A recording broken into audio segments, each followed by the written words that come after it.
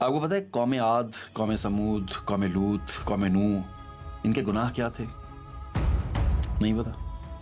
खैर जो भी थे, कुरान में काफ़ी हद तक लिखा हुआ है। मैं ये सोच रहा था कि जब मौर्रिख हमारी तारीख़ लिखेगा तो वो क्या लिखेगा।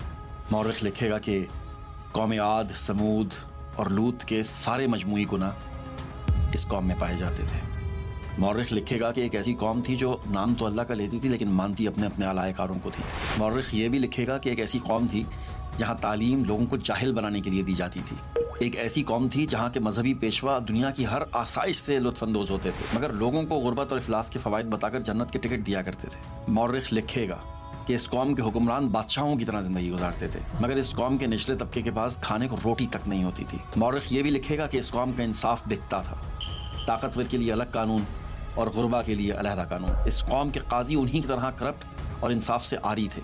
ये मौर्रिख लिखेगा।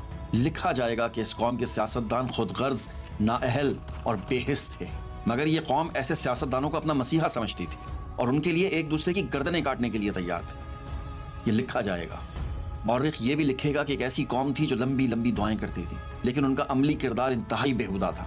मौर्रिख ये भी लिखेगा कि एक ऐसी कौम थी जहाँ पर हराम खोर इज्जतदार कहलाता था और मेहनत करके खाने वाला कमी कमीन।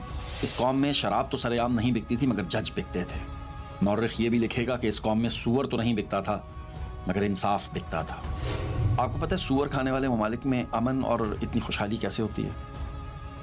नहीं पता, क्योंकि वो अपने सूअर मार के खा जाते हैं। समझे? नहीं समझे? ज़रूरत भी नहीं है समझने की। आप देख रहे हैं बी फॉर पाकिस्तान और मुझे कहते हैं आतिफ मसूद। देखते रहिए। शुक्रिया।